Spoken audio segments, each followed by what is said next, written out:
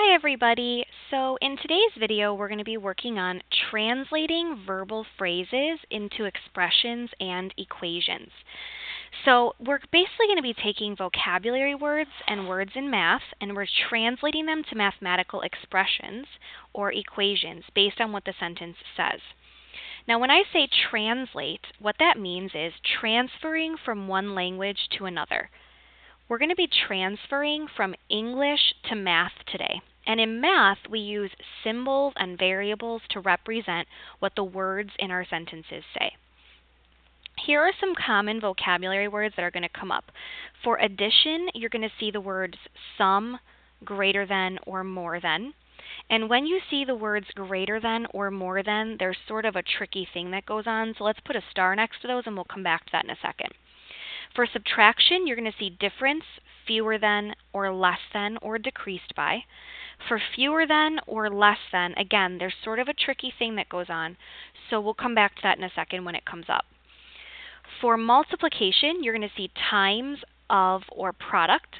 For division, you're going to see quotient or divided by. Now here are some new ones that you probably haven't seen before. When we want our exponent to be 2, you're going to see the word squared.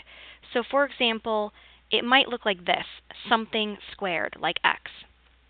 When you want to multiply by 2, you're going to see the word twice. So it's going to look like this. When you see the word quantity, it's going to mean you need a parentheses there to show that that is all one group, that one quantity. So let's take a look at translating some of these sentences. Now, some of you may be familiar with a lot of this vocabulary. I am going to go through it one thing at a time just to make sure that those of us who are maybe less familiar are able to figure out what's going on. So it says here in number 1 that we want to translate the difference of 9 and a number into a verbal phrase into an expression. In other words, change this to using math instead of using a sentence. So let's take a look here. The word difference in math means subtraction. So I want to subtract the number 9 and some other number. Now I'm going to use the letter N to stand for number. So if I translate that, it's going to be 9 minus and then N. Number 2 says the quotient. Now quotient in math means division. The quotient of a number, so N, and 22. To write that, I could write N divided by 22, or I could write N divided by, meaning it looks like a fraction, 22. It's kind of your choice about how you would prefer to write that. I will tell you that in algebra we often use this thing that looks like a fraction to mean division instead of a division symbol. Next it says the sum of 57 and a number. Sum means plus, so I'm going to be adding something together, and I'm going to be adding 57 and some number. So to represent any number, we use maybe a variable like n. So to translate this into a mathematical expression, we would write 57 plus, because it's a sum, n. For number 4, it says 2/3 of a number. Now the word of is a seemingly very small word, but it actually means multiply. And to represent a number, any number, we would use n or some other variable. So here I would write 2/3 times n. Now, in order to write that in a bit of a shorter way, you could just write 2/3 and then n right next to it, because we know that if there's nothing in between, that actually means multiply. For number 5, it says 8 times, now times means multiply, the quantity, which means parentheses, 4, so we had 8 times the quantity, and then we have 4 plus, which means add, a number, which means we use a variable like n. So to translate that, I would go 8 times the quantity, meaning parentheses, 4 plus, and then n, which represents any number, end parentheses. For number 6, it says 3 times the sum of 7 and a number. So we have 3 times means multiply. The sum means add together what comes next. And then we have 7 and some number, which could be n. So we're going to translate that to 3 times. Now to show we're multiplying by this whole sum, we're going to put a parentheses even though it doesn't say we need one, because we want to multiply 3 by everything that comes next. So we would write 7 and then plus and then n.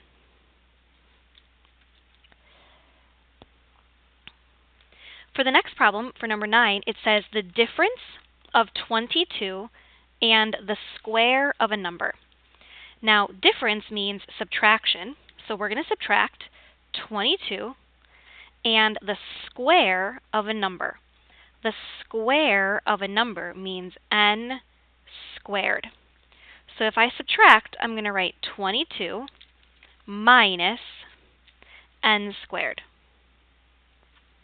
And finally, number 10 says the quotient, meaning we're going to divide, of the square of a number. So the square of a number means n squared and 5.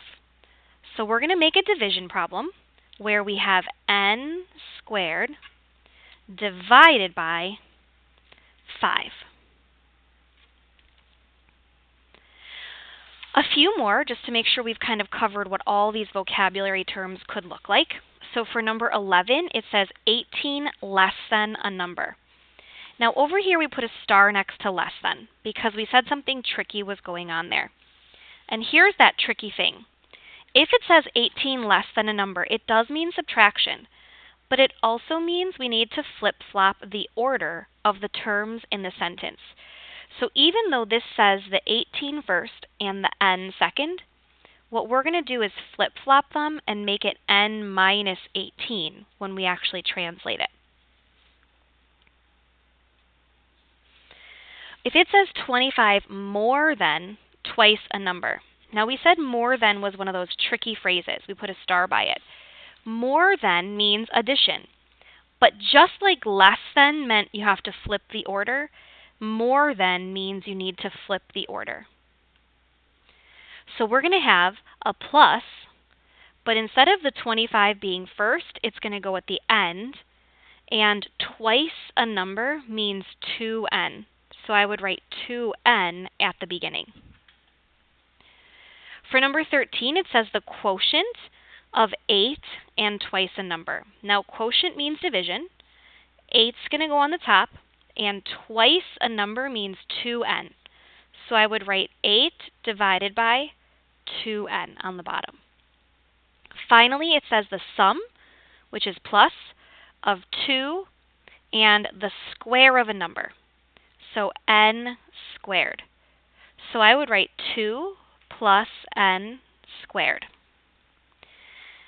Now, up until now, we've been translating our phrases into expressions, meaning that there are no equals signs. However, we can also translate phrases into equations. An equation is just a mathematical sentence formed by placing an equal sign between two expressions.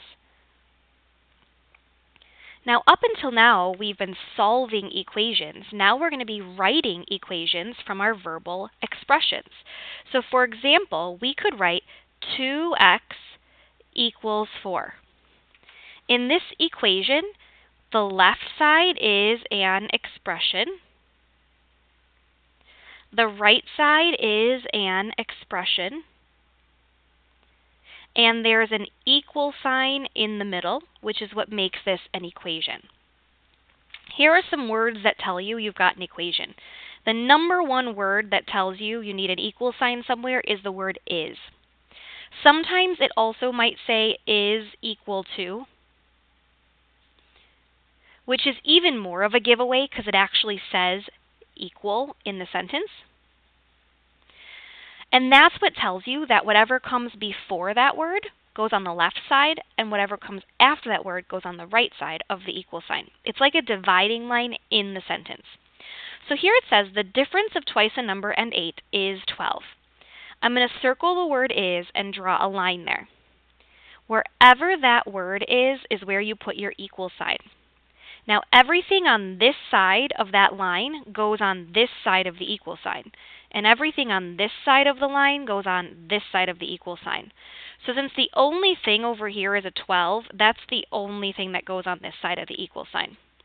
Now on the left side, we've got the difference, which means subtract, of twice a number. So twice a number means 2n, and 8. So we would write 2n minus 8. And then we have the equals 12. For number 2, it says the product of 3 and a number is equal to 21. So find where it says the is or the is equal to and draw a line. That's where your equal sign goes in your equation. Now the only thing on the right-hand side is 21, so I'm just going to drop that down. On the left-hand side, it says the product, which means multiply, of 3 and a number. So to show that I multiply 3 and a number, I would write 3n. For number 3, it says the sum of twice a number and 3 is 11. So again, is means equals. So I would draw a line there, and I would make that my equal sign. Everything on the left side of that line goes on the left side of the equal sign. Everything on the right goes on the right. Since the only thing on the right is 11, I would just drop that down. Here it says the sum, which means add, of twice a number, which means 2n, and 3. So I would write 2n plus 3, and that would be my equation. Finally, we have 3 times the quantity 4 less than a number is negative 9. Again, is means equals, so I would draw a line there and put my equal sign. The only thing on the right-hand side is the negative 9. On the left-hand side, it says 3 times means multiply. The quantity means put what comes next in the parentheses.